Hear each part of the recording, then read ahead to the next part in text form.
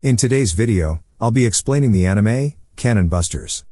There's trouble in the desert as Philly the Kid roughs up a bounty hunter in his robot bull. The hunter alerts his colleagues that the target is coming their way just before he's apprehended. Philly questions him on the location of the nearest town, which happens to be Balloon Town. He drops his attacker's unconscious body while looting his rare weapons, but nature calls, so he quickly rushes to the town hoping they have a bathroom. A wanted poster slaps the hunter's face, showing that Philly has a $10 million bounty on his head. Later on, the two robots Casey and Sam also arrive at the town searching for Philly. As they wander around lost, they come across the dangerous-looking Hangman's Bar. Sam suggests they go inside with the hope that someone might have information. However, Casey gets distracted by a rare bullet-ridden car. Their antics outside is interrupted by gunshots as a reptile is sent flying out the bar with a bullet injury. Not reading the situation, Sam tries to introduce herself as the special associate model from the Boudica Kingdom, while the lizard is busy dying. The commotion continues inside as more bar-goers frantically run out of the place. Sam really doesn't understand social cues, so she walks into the bar where dead bodies, broken bottles, and glasses line the place.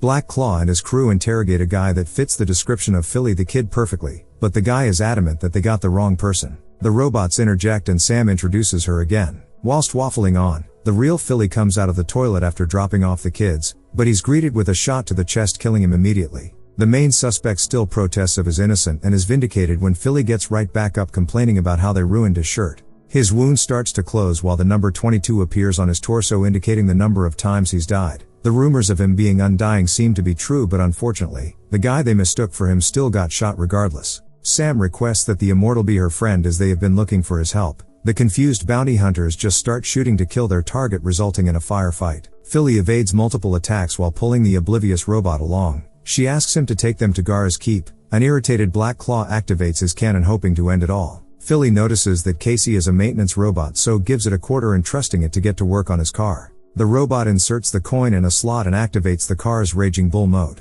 Back inside, Sam detects that Philly is in mortal danger and transforms to defend him. She also prepares to fire a blast at Black Claw, who instantly recognizes her as a cannon buster. Just as they are about to blow the hell out of the place, Casey busts into the bar with the bull. The bounty hunter fires, but it's easily deflected. With one attack, the bull knocks the whole crew out, but this also brings down part of the bar. Philly and the robots emerge from the rubble unscathed. While he tries to denounce them as his friends, some hostile Boudican Blitz raiders appear. Casey comments on how they gave them the slip in the desert the previous day. The raiders ID Sam before beginning to chase them through the town. Philly manages to cause two of their pursuers to crash and explode. The last one is lured to a cliff just outside of town, where the car enters bull mode, defeating it. They invite themselves to hitchhike with Philly, but he gets annoyed by their presence and asks them to get out. But as he tries to move again, the car refuses to start, so he's forced to allow them back so that Casey can fix it. As they cruise, Sam sleeps her way into a flashback, which Philly finds strange since she's a robot. The Kingdom Boudica celebrates the New Deal Jubilee as well as the prince's birthday. King Bulgur addresses his subjects, but his son Kelby is not present. He sits with Sam as they watch the fireworks from a tree. She was created to be a companion to the prince, so she gives him a pendant with their pictures in it for his birthday. Sam gives him one half containing her picture while she keeps his. Their celebrations are cut short when some giant robots appear and start destroying the cities. The kingdom's defenses don't stand a chance as they are hacked by the enemy. As Bulgur watches in horror, the culprit Locke appears looking like a bootleg Kaido. He alerts the king that his day of reckoning has finally come, ordering him to surrender and kneel if he wants to be spared. The monarch orders Captain of the Guard Odin to find the prince and flee to Gara's keep while he faces the threat, which he does, but Kelby is separated from Sam when she falls into the river.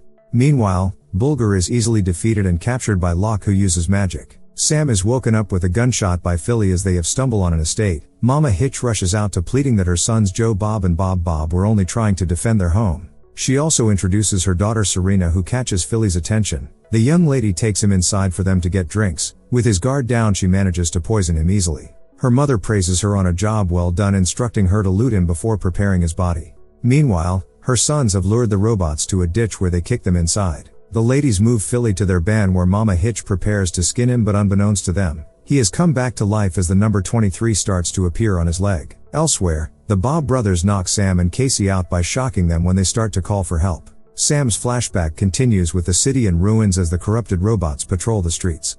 King Bulgur has been apprehended, but he still doesn't know his attacker, so Locke shows him a hologram for a woman that shocks the king. Locke then reveals himself as the monarch's son. Him and his mother were abandoned by Bulgur, so he has come to avenge his disinheritance. Meanwhile, The prince and the captain pass through a snowstorm to Valdor for help. In the present, the Bob brothers are causing a commotion outside, so Mama Hitch asks her daughter to go check on them. As soon as she leaves, Philly grabs a shovel and attacks Mama with it. Serena shocks her brothers unconscious after being frustrated by their antics. She hears the robots calling from the ditch, so she goes to see what's up, only for them to use her as an anchor to climb back up. Serena grabs her shotgun shooting at the robots, but Philly comes to the rescue, stunning her briefly. They both manage to get hold of their guns, resulting into a shootout around the car. Casey uses some coins found by Sam to put the car into Raging Bull mode, which also wakes up the brothers, but they shock themselves trying to fight the bull. Meanwhile, Philly and Serena get some hand-to-hand action, but she ultimately gains the upper hand. Sam detects the danger and transforms into a different type of cannon. She fires a shot which kills Serena instantly.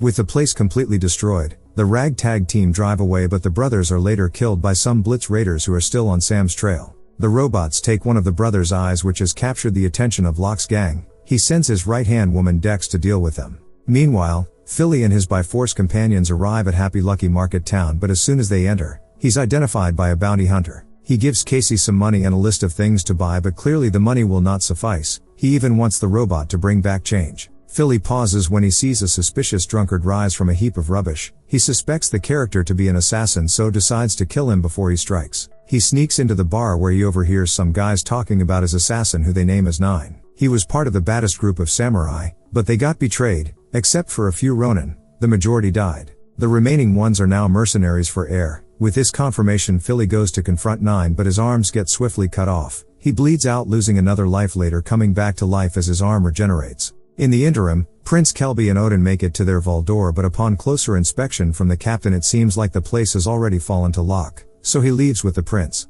Kelby later complains of hunger, so his guardian kills a bird and offers to show him how to dress it, since he might have to fend for himself in the coming days. They intended to make their way to Gara's Keep, which is one of their strongholds. Back at Happy Town, Philly has gone to pick up a rather large cannon, wanting to ambush Nine, but Sam is worried that he's losing sight of their main objective, but he dismissively assures her that he's on it. Philly gets distracted for a brief moment, giving Nine the chance to close the distance, knocking him down. While sitting on top of him, the Ronin questions Philly on why he keeps attacking. After hearing his reasoning, he assures Philly that he doesn't care about him. Nine notices the bounty hunter's spy drone and takes it down with a kunai. This promotes the hunter to unleash his robots, who attack the gang. With help from Nine, they defeat them. The drunken samurai decides to stick with them a little longer when he sees that Philly has some beer. Meanwhile, Black Claw crews have recovered from their previous L, so are on the move to get their revenge on Philly, but they are stopped by Dex and her Red Horizon crew. As she tries to recruit Black Claw, one of his subordinates interrupts her, so they quickly kill him for the disrespect. When she's about to continue, we quickly go back to Philly and his unwanted passengers as they drive through the woods, but he crashes the car, leaving Casey to fix it. While they wait, Philly finds out that Nine with the robots have eaten and drank all of his beer and snacks. In a hungry rage, he takes the car, leaving them stranded, but soon after the car breaks down again. Upon closer inspection, he comes to the realization that they cleaned up his car, but he's quickly reminded of his hunger, so he tries to find some food but ends up becoming some himself when he gets eaten by a plant. Inside, he's sprayed with acid as he gets digested. Meanwhile, Nine and the robots have found their way to a party town. They find the bar where they win free drinks during a quiz game. The party is cut short when one of Nine's colleagues makes an appearance. They have a fight whilst Sam gathers a salad bowl for Philly. 12 attacks Nine because he left the Red Ronin, so he either rejoins or faces death for leaving. Nine ultimately ends up winning, but he's unable to kill his former colleague. He rather professes his love to her. The following morning, they seem to be on better terms as he says his goodbyes to her. The group later track down the car. Nine saves Philly from the plant before bidding them farewell as they have run out of beer. Sam gives the immortal the bowl of salad to his delight. He receives a broadcast from a friend, so they set off once again. He later gets another message from his friend Eddie as they are to meet at Madura City. It seems like he plans to use Sam and Casey to pay off an outstanding debt.